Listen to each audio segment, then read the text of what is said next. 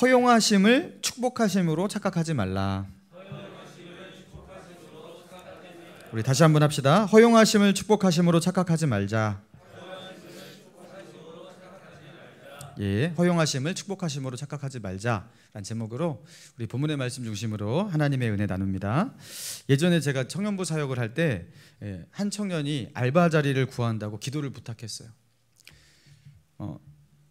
다른 청년 지체들에게도 좋은 알바 자리를 구하게 해달라고 기도 제목을 그렇게 부탁을 했었습니다. 근데 어느 날부터인지 이 청년이 주일날 보이지 않았어요. 알고 보니까 하나님께서 그 청년의 기도에 응답하셔서 좋은 알바 자리를 구했다라는 거예요. 정말 구하기 힘든 좋은 꿀 알바 자리인데 안타깝게도 주일날에 쉴 수 없는 알바 자리라서 이렇게 교회에 못 나오고 있다라는 거예요. 하나님께서 자기의 기도에 응답하셔서 알바를 구하게 되었고 그 좋은 알바 자리 때문에 교회에 못 나오게 되었다. 하나님이 응답하셨고 인도하셨다. 이 청년이 진짜로 실제로 이렇게 말하고 다녔습니다. 여러분 이상하죠? 이상하죠? 자, 하나님이 응답을 하셨는데 이제 더 이상 하나님께로 가까이 나아가지 못하게 되는 그런 이상한 일이 일어났어요. 여러분 이거는 이 청년의 착각인 거예요. 많은 그리스도인들이 이 청년뿐만 아니라 이렇게 착각을 하고 실제로 이렇게 하나님을 오해하고 하나님의 인도를 받고 그렇게 사는 경우가 많습니다. 나는 하나님의 인도를 구했고 기도했고 하나님께 물었다라는 거, 그리고 나에게 이런 일이 펼쳐졌으니 이것은 하나님의 인도하심이다. 하나님께서 이렇게 허락하셨다. 하나님께서 나를 이렇게 축복하신다. 그러니까 이렇게 산다. 여러분 이런 식으로 오해를 하는 겁니다. 마치 사사기 18장에 보니까 여러분 기억하십니까? 단지파의 정탐들이 새로운 땅을 찾아 나서면서 그들이 에브라임 산지에 있는 미가의 집에 잠깐 들르게 되죠. 그러면서 그 미가의 집에 있는 한 청년 제사장, 사이비 제사장이긴 하지만 그 여호와를 섬기는 그 레위 제사장에게 우리가 가는 길이 어떠할지 형통할지 하나님께 물어달라 하면서 하나님의 인도를 구해요. 그러니까 너희의 길을 하나님께서 축복하시니까 가라, 평안하라. 여러분 그렇게 말을 해주죠. 그리고서 하나님의 인도를 구하면서 땅을 찾는데 그 가나안 북부의 라이스라는 땅을 찾게 되었던 거예요. 그러면서 여호와께서 우리 지파에게 주신 땅이 바로 이 땅이구나, 하나님께서 우리의 기업을 이 땅으로 주셨구나 하면서 그들이 그렇게 확신을 하고 어떻게 합니까? 하나님께서 그 단지파에게 주셨던 기업으로 주셨던 그 땅을 버리고 떠나서 그 라이스 땅을 차지하러 그렇게 나아갑니다. 여러분 그런데 우리는 알고 있잖아요. 그거는 하나님의 뜻이 아니었어요. 하나님의 뜻이라고 그렇게 오해하고 착각하고 있는 겁니다. 여러분 우리는 많은 경우 하나님을 원망하면서 이렇게 말할 때가 있어요. 하나님께서 인도하신 거잖아요. 근데 이게 뭡니까? 하나님 그때 그렇게 되게 하신 것, 그죠? 그런 일이 일어난 것, 그거 하나님이 인도하신 거잖아요. 그런데 왜 나에게 지금 이런 결과가 있는 것입니까? 그리고 이렇게도 하나님을 원망해요. 왜 내가 그렇게 하도록 놔두셨어요? 날 막으셨어야지. 아무튼 하나님 탓이야 무조건. 하나님이 나를 그렇게 하도록 놔뒀대요. 나를 못하게 하셨어야지. 그리고 왜 나에게 지금 이런 일이 납니까? 하나님 너무하십니다. 여러분 이게 다 어떻게 해서 이런 오해와 착각이 일어나는 거냐면요, 하나님의 허용하심과 하나님의 축복하심을 헷갈려 하는 겁니다. 구별하지 못하는 거예요. 하나님은 그렇게 하도록 막지 않고 놔두시고 많은 경우 허용하세요. 만약에 우리가 죄를 짓고 싶어 해요. 네가 죄를 짓고 싶구나. 내가 죄를 못 짓도록 막아야겠어. 하나님이 다 차단하지 않으신단 말이에요. 그죠? 죄를 짓도록 놔두십니다. 하나님께서 허락하지 아니하면 우리는 아무것도 할 수 없잖아요. 그죠? 머리털 하나도 하나님의 허락 없이는 안 되잖아요. 하나님은 우리가 그것을 할 수 있도록 허용하십니다. 내가 고집대로 살고 싶어 해요. 그 고집이 잘못될지라도 네가 그렇게 고집을 부리고 고집대로 살고 싶어 하는구나, 고집대로 살거라 놔두십니다. 일종의 하나님의 허락이고 허용이에요. 그러나 그것은 하나님의 기쁘신 뜻은 아니에요. 하나님께서 축복하시고 내가 너와 함께 하리라 그런 것은 아니에요. 하나님은 많은 경우 우리가 우리의 마음대로 살 수 있도록, 원하는 것을 할 수 있고 바라는 것을 선택할 수 있도록, 우리의 자유의지대로 살아갈 수 있도록 하나님은 허락하시고 허용하십니다. 하나님은 꼭 우리가 선을 택하거나 의롭고 거룩하게 살아가는 것만 허락하시고 허용하시는 게 아니에요. 악을 택하는 것도 허용하시고 죄짓고 살아가는 것도 허용하십니다. 여기서 말하는 그 허용이라는 거 영어로 퍼미션, 하나님의 승인. 그래, 그렇게 살도록 나는 허락한다. 자, 그런데 하나님의 그 퍼미션이 하나님의 블레싱이 아니에요. 하나님이 축복하시는 게 아니에요. 여러분, 그것을 혼동하지 말라는 거예요. 여러분, 그 맥락 속에서 오늘 본문을 잠깐 살펴봅니다. 여러분, 오늘 본문 보니까 앞에 이야기를 사사기 지금 한참 됐잖아요, 그죠? 기억이 안 나실까봐 짧게 요약드릴게요. 지금 베냐민 자손과 이스라엘 11지파 간의 전쟁이 일어나고 있는 겁니다. 왜 싸우게 됐는지 기억이 조금 나시죠? 자, 에브라임 산지에 살고 있던 한 레위인이 첩을 맞이하는데 그 첩이 유대 베들레헴에 있던 첩이었어요. 근데 이 첩이 행음했잖아요. 그래가지고 무서웠는지 그 처갓집으로 도망을 갑니다. 그래서 이 에브라임 산지에 살고 있는 이 레위인이 자기 첩을 다시 데려오고자 베들레헴까지 갑니다. 그리고 잘 타이르고 구슬러서 그 첩을 다시 데리고 오죠. 집으로 데리고 가는 도중 가운데 사건이 일어나잖아요. 날이 저물었어요. 머물 곳이 필요했어요. 그래서 베냐민 기브아 성읍으로 들어갑니다. 그리고 거기서 사단이 일어나는 거예요. 거기서 베냐민 기브아의 불량배들이 그날 그들이 묵고 있는 그 집을 둘러싸고, 그렇죠? 이 집에 머물고 있는 나그네들을 끌어내라. 우리가 그들과 상관하리라. 이들이 동성연애를 가지고서 즐기고자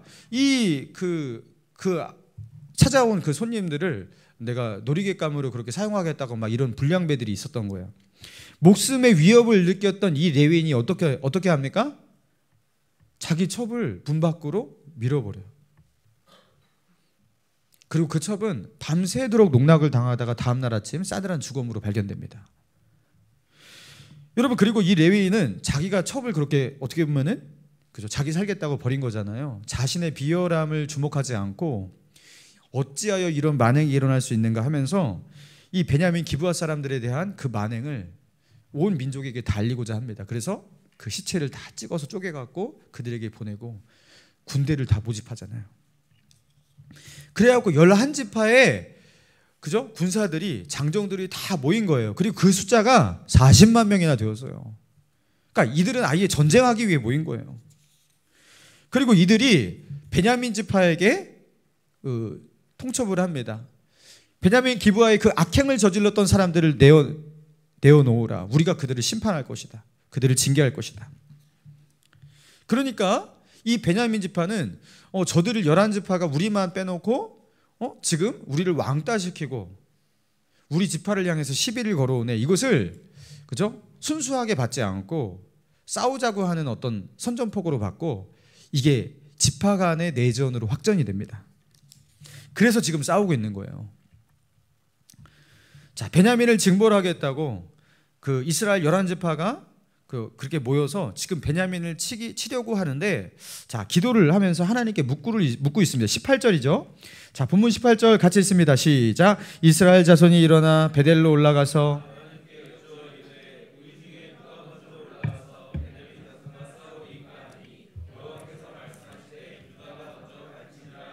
자, 우리 가운데서 누가 먼저, 어떤 지파가 먼저 올라가서 선봉에 서서 전쟁을 해야 합니까? 하나님께 묻고 있어요. 여러분, 이거 되게 좋은 거 아닙니까? 어떤 일을 할 때 하나님께 먼저 묻는다라는 거 좋아 보이잖아요, 그죠?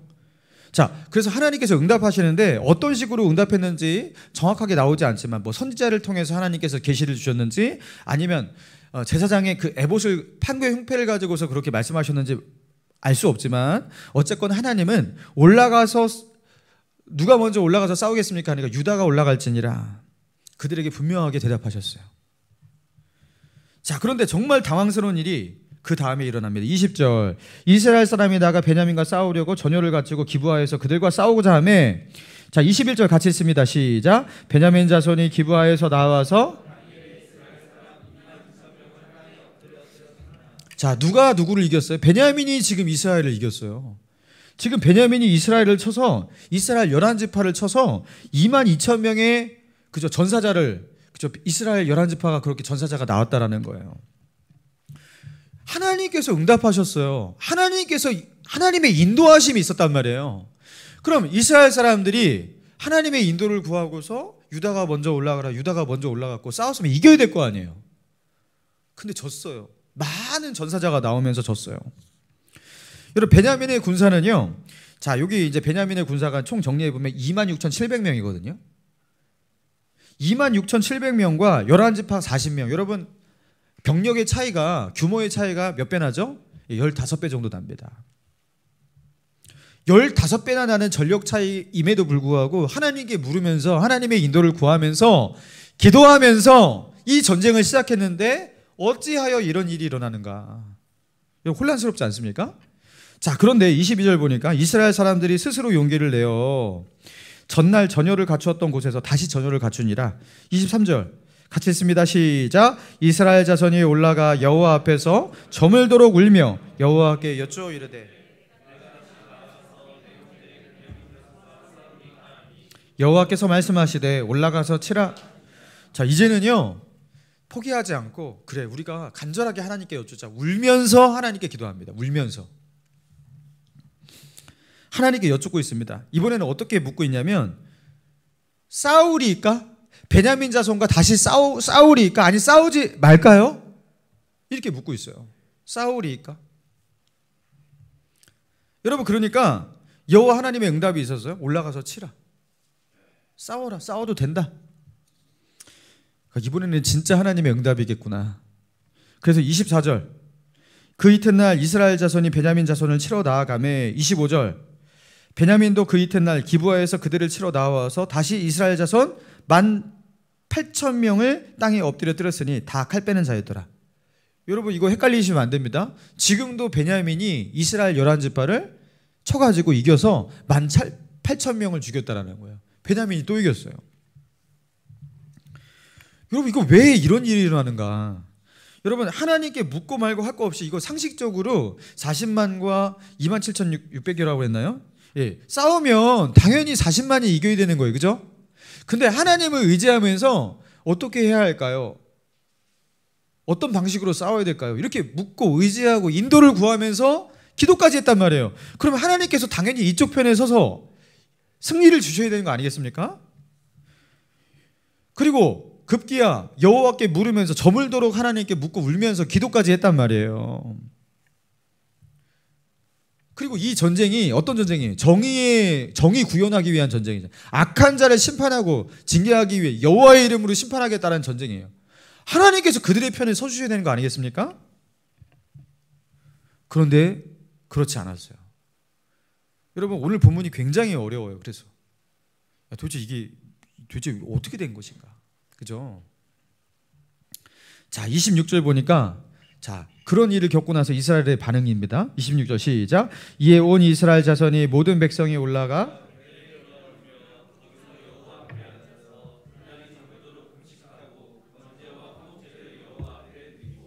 자, 베델에 올라가서 울며 그날이 저물도록 금식하고 그 다음이 중요합니다. 그 다음 뭐를 했다고요? 번제와 화목제를 여호와 앞에 드리고 이제서야 뭔가를 깨닫습니다. 하나님은 우리 편이 아니라는 것을 깨닫는 거예요. 하나님은 이 전쟁을 통해서 우리가 베냐민을 심판하겠다라는 건데 하나님이 우리를 심판하고 있다라는 것을 깨닫게 된 거예요. 심판은 누가 당하고 있는 거예요?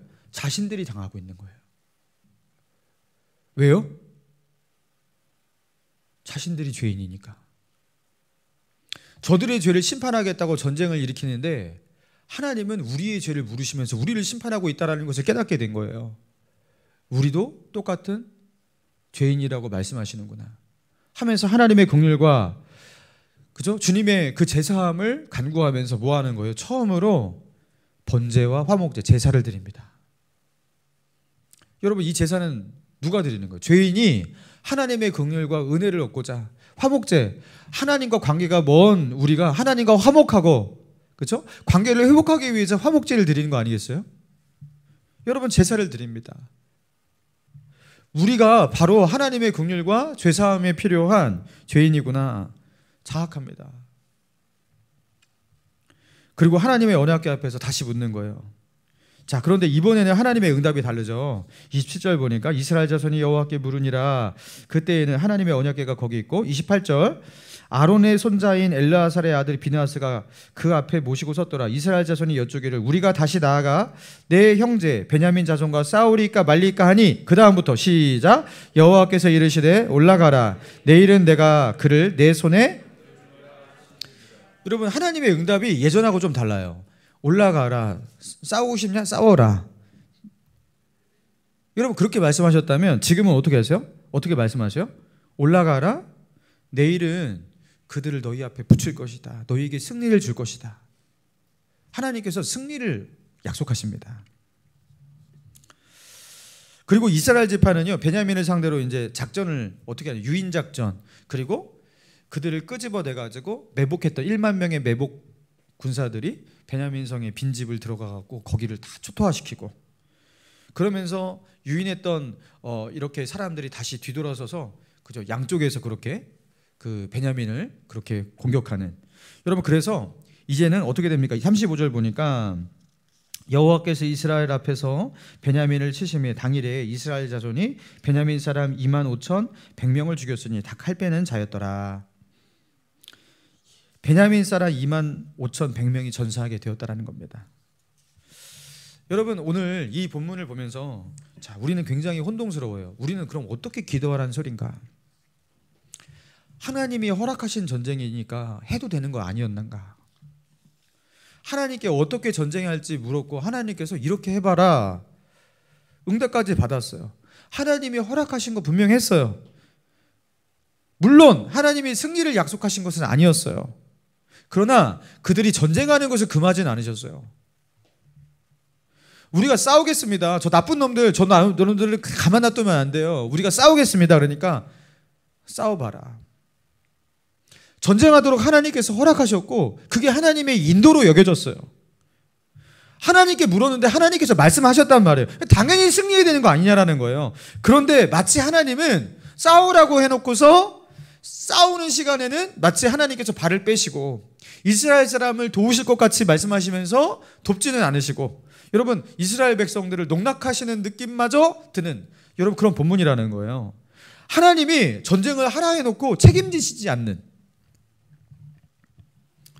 여러분, 이 본문을 도대체 어떻게 해석해야 되는 겁니까?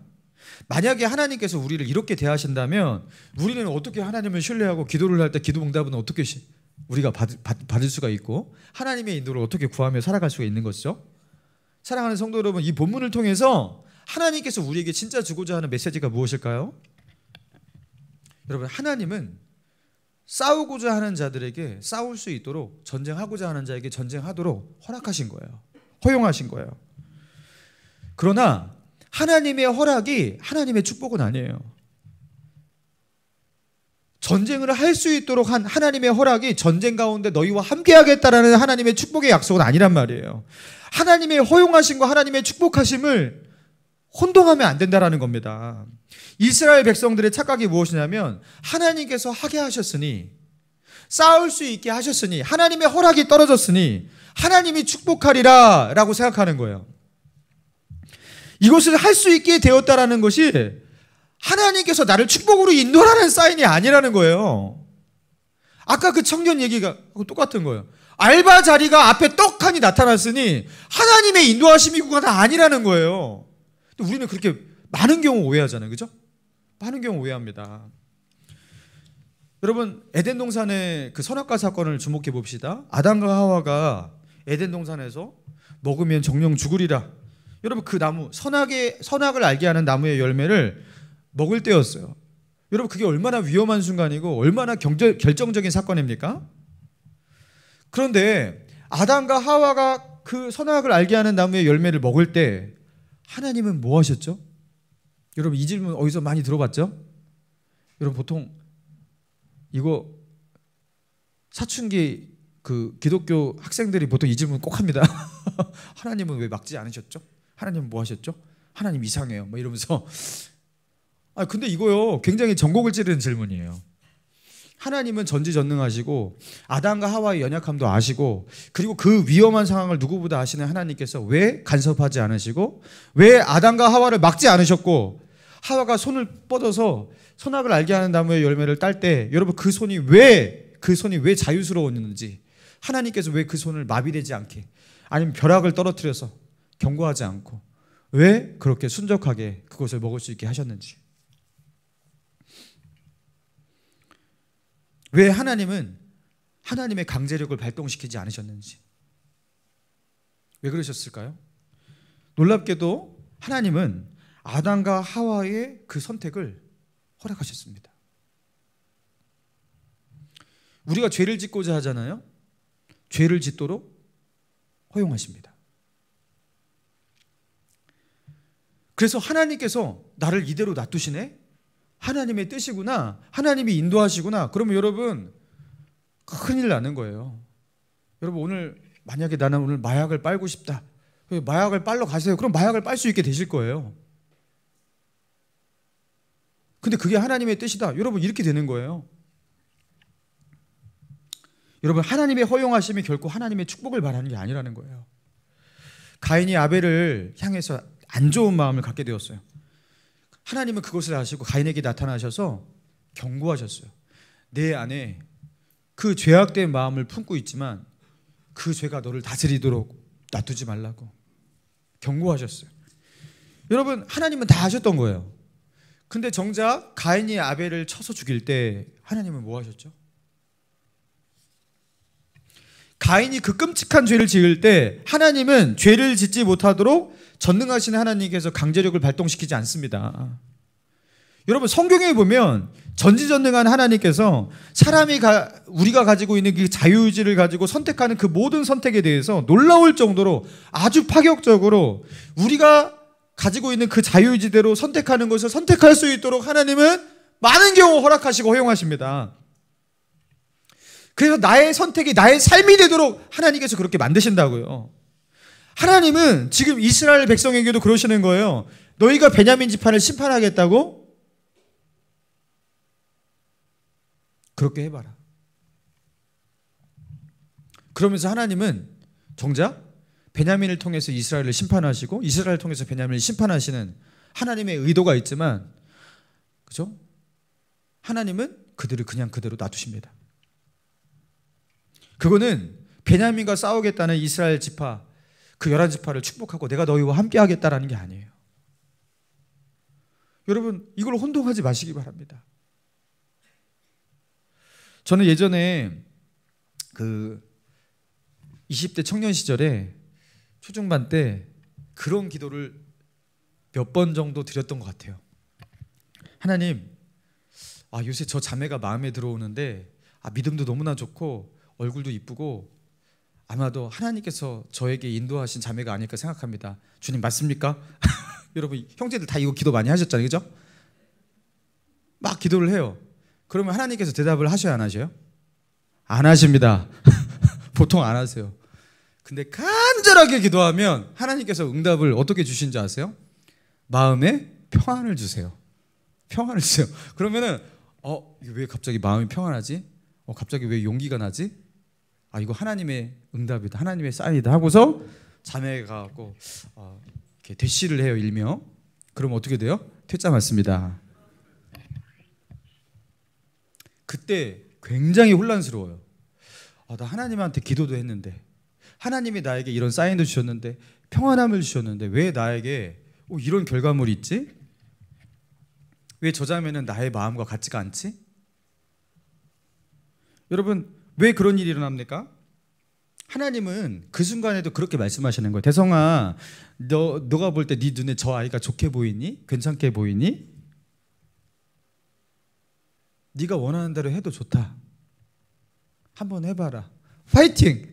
이렇게 하시는 거예요.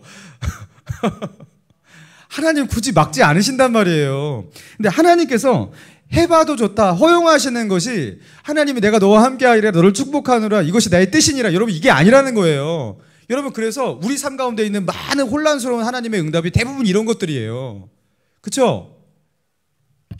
하나님은 대부분 허용하십니다. 여러분 오늘 집에 가고 갈비를 먹고 싶어. 의지를 가지고서 그렇게 소원을 하면 가는 길에 정육점에서 고기를 사가지고 갈비채 갖고 먹으면 됩니다. 하나님은 그거 막지 않으신단 말이에요. 돈가스 먹고 싶으면 돈가스 먹게 하시고, 떡볶이 먹고 싶으면 떡볶이 먹어라. 웬만한 거 다 허용하십니다. 근데 우리는 하나님의 그 허용하심을 어떻게 착각하냐면, 주께서 인도하셨다, 주께서 이 길로 축복하신다, 이렇게 살아가는 것이 하나님의 뜻이다. 그 하나님의 뜻을 오해해요. 여러분, 주님의 축복과 주님의 허용을 착각하지 마시기 바랍니다.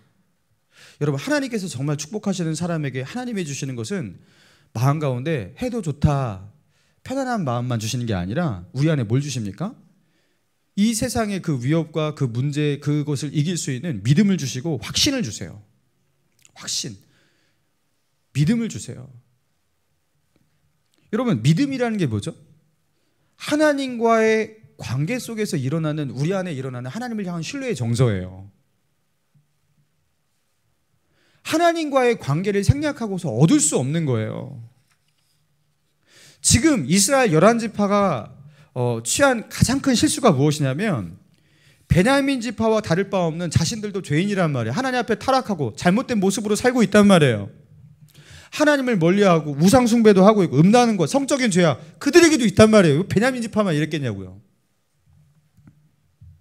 하나님을 멀리하고 타락한 모습이 자기에게도 있는데, 근데 지금 어떻게 하고 있는 거예요? 저 베냐민, 저 나쁜 놈들 심판하겠습니다.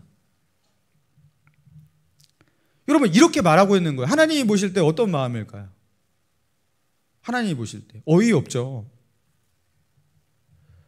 자신들이 가지고 있는 자신들의 영적인 상태, 그들의 하나님과의 관계의 문제, 자신들의 믿음 없음, 여러분, 이 모든 것들을 다 생략하고서 지금 뭐 하고 있는 거예요? 하나님께 묻고 있어요. 하나님, 지금 저들을 심판하려고 하니까 하나님, 어떻게 싸워야 될까요?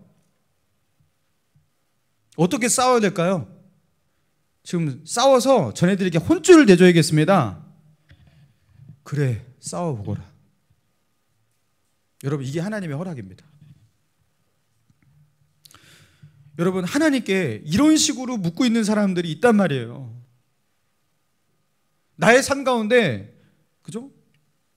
절실한 어떤 그 하나님의 인도가 필요한 것들이 갑자기 등장했어요. 이 선택, 이 문제, 그죠? 무당한테 찾아가가지고 돈 몇만 원 주고서 딱 점괘 되면은 이렇게 해봐, 정확하게 이렇게 딱 점괘가 나오듯이 뭔가 하나님이 그렇게 인도를 해줬으면 좋겠는데, 그렇죠? 그렇다고 내가 무당을 찾아갈 수 없잖아요. 나는 기독교니까. 그러니까 무당 찾아가듯 하나님을 찾아가는 거예요. 하나님께 물어야지. 지금 이스라엘 그 11지파가 취한 태도가 무엇이냐면, 하나님과의 관계를 생략하고 어떻게 하는 거예요? 하나님께 묻고 있는 거예요. 하나님께 묻고 있는 거예요. 내가 이번에 승진 좀 할 수 있겠습니까? 사업이 잘 될 수 있을까요? 이번에 뭘 좀 해야 되는데 이게 잘 풀릴 수 있을까요? 주님, 대답 좀 해주세요. 좀 제가 염치 없어요. 그건 알지만 그래도 제가 오늘 이렇게 주일날 예배 드리러도 왔고 헌금도 좀 하니까 하나님 좀 대답 좀 해주세요. 지금 이스라엘 11지파가 하나님께 묻는 것과 우리가 그렇게 하나님을 찾으면서 나아가는 것, 하나님과의 관계를 생각하고 주님께 물은 것, 여러분, 그게 뭔 차이가 있죠? 하나님을 구하는 게 아니라, 하나님을 찾는 게 아니라 자신의 목적을 이루기 위해서 하나님을 수단화하고 도구화하는 거예요. 여러분, 우상 숭배할 때, 여러분, 귀신들을 섬길 때, 여러분, 귀신을 굳이 사랑할 필요가 없습니다. 막 바알을 사랑해서 바알을 경배할 필요가 없어요. 바알의 비율을 잘 맞춰주고, 그죠?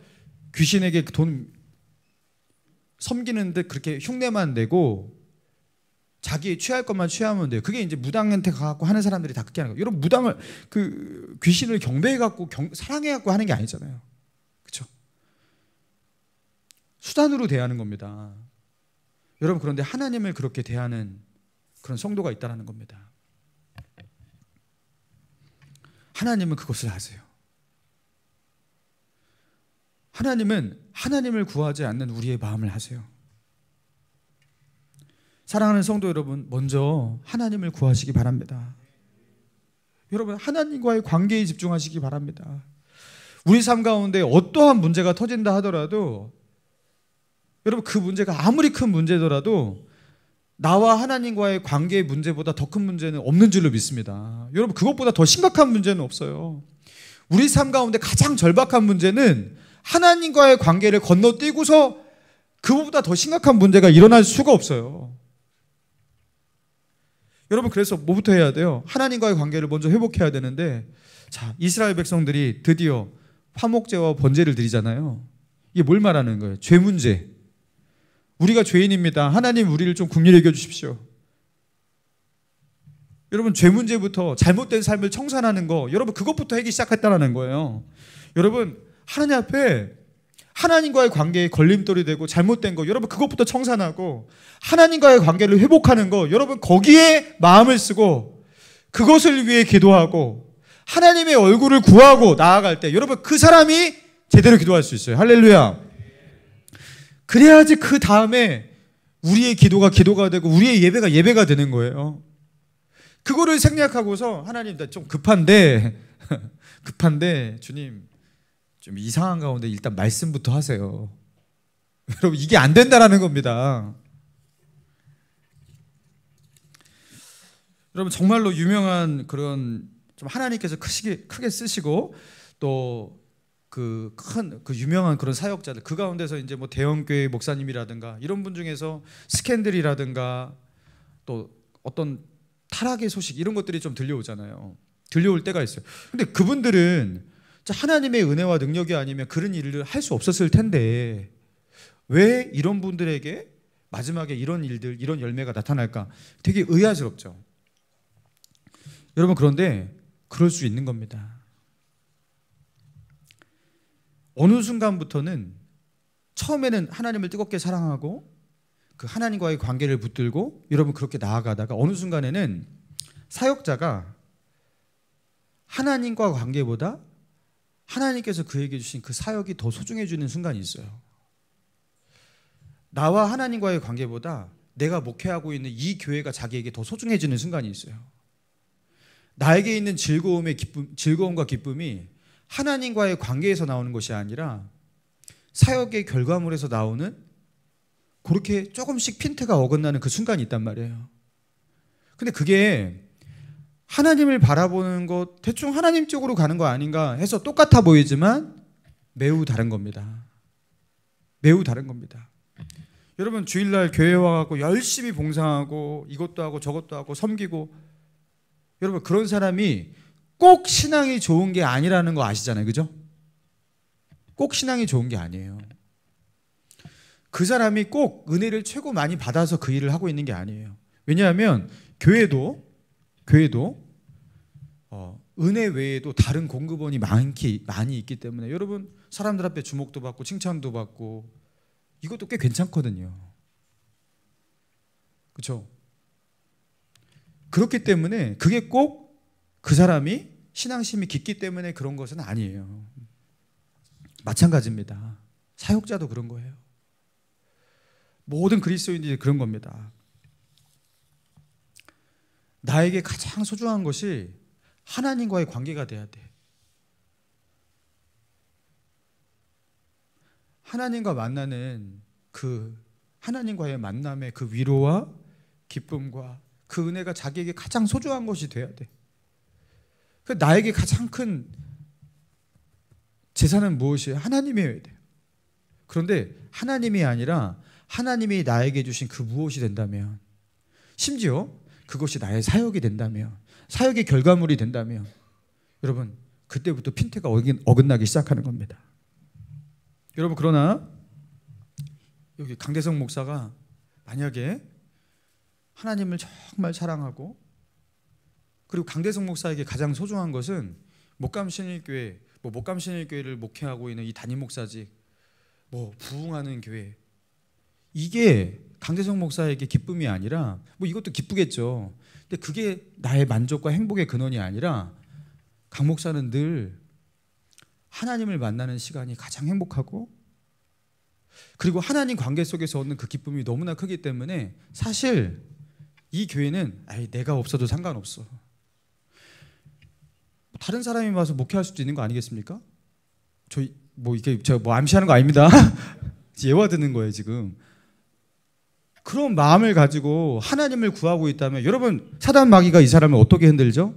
아니 하나님만 바라보고 하나님에게 만족을 얻고 그게 이 사람이 너무나 행복하고 그것으로 인해서 이 사람은 충만한데 이 사람을 뭘 가지고 유혹하고 뭘 가지고 흔들어요? 아무도 이 사람을 흔들 수가 없는 거예요. 할렐루야. 예수님의 얼굴을 구하고 예수님을 사랑하고 그 안에서 만족을 누리는 사람은 그 누구도 흔들 수가 없는 거예요. 사랑하는 성도 여러분, 주님을 원하십니까? 아니면 주님께서 나에게 주실 수 있는 그 무엇을 원하십니까? 정말 내가 소망하고 바라는 것이 주님의 얼굴입니까? 아니면 주님의 손에 들려있는 그 무엇입니까? 주님을 사랑하는 겁니까? 아니면 주님께서 주시는 그 축복을 사랑하고 원하는 것입니까? 처음에는요, 주님이 주시는 그 무엇을 바라고 원할 수도 있어요. 그렇지만 최소한 예수 그리스도의 십자가 사랑이 무엇인지 알고 깨닫고 그 안에서 회개하고 주님의 자녀가 된 사람이면 그때부터 얼굴을 봐야 됩니다. 주님을 구하는 사람이 되어야 되는 거예요. 하나님, 나는 하나님이면 괜찮습니다. 나는 주님 한 분이면 너무나 행복하고 만족합니다. 내가 지금껏 주신 것만으로도 내가 넘치도록 하나님의 은혜와 사랑을 이미 받았습니다. 여러분, 이런 사람을 어떻게 마귀가 흔들 수 있습니까? 하나님과의 관계를 붙드는 사람, 여러분 흔들 수 없어요. 여러분, 유산상속을 이제 받겠다고 갑자기 찾아가지도 않고 잘하지도 않았던 그 자식이 갑자기 그것 좀 받겠다고 잘하고 막 찾아오고 평소에 잘하지도 않던 그 자식이 그렇게 할 때 부모는 그 속을 알기 때문에 서운합니다. 사람의 속이 눈으로 보이지도 않아요. 사람은 사람의 속을 정확하게 알 수 없어요. 그렇지만 그 행동을 보니까 여러분 그 속이 보이기 때문에 섭섭하고 서운한 거예요. 여러분, 하나님은 우리의 마음을, 그죠? 사람의 영혼은 하나님의 등불이라. 하나님의 등불이 켜진 것처럼 우리의 마음이 다 읽히고 다 하나님께 드러나고 있어요. 여러분, 하나님을 서운하게 하지 마시기 바랍니다. 우리가 하나님이 아닌 다른 것에 초점이 가 있는 것 하나님 아세요. 하나님 너무 마음 아프세요. 우리가 마음이 하나님이 아니라 다른 데로 흐르고 있는 것 하나님 그거 다 보고 계세요. 내가 원하는 것은 네가 다른 것이 아니라 네가 마음을 다하고 뜻을 다하고 힘을 다하여 하나님을 사랑하는 것, 너의 마음이 나에게 와 있는 것, 하나님의 얼굴을 구하는 하나님의 예배자가 되는 것, 하나님 그거 원하시는데 우리가 그 마음이 없는 것 하나님 아세요. 여러분, 오늘 이 시간 이 말씀 속에서 여러분 우리가 번제와 화목제로 그들이 나아가듯이 여러분 그렇게 하나님께 나아갑시다. 먼저 하나님과의 관계를 회복시켜요. 주님과의 관계를 붙듭시다. 그리고 하나님 앞에 그 다음 기도하는 거예요. 주님, 나에게 하나님이 가장 큰 재산입니다. 나에게 힘입니다. 여러분, 그러면 그 다음부터는 이 믿음의 사람은 많은 기도 제목들이 생략이 되기도 하고 의미가 없어지기도 해요. 하나님이 전 재산이 된 사람에게는 이미 부자이기 때문에 많은 것들이, 그죠? 이미 해결되었어요. 여러분, 이 설 명절 주님의 얼굴을 구하면서 주님과 동행하시고, 그리고 이때 절대로, 그죠? 너저분하게 그렇게 살지 마시고 주님께로 날마다 더 가까이 나아가시기 바랍니다. 주님의 손을 꼭 놓고 놓지 않는 그런 설 명절 될 수 있는 저와 여러분 되시기를 주님의 이름으로 축원합니다. 우리 찬양하고 기도하며 나아갑니다.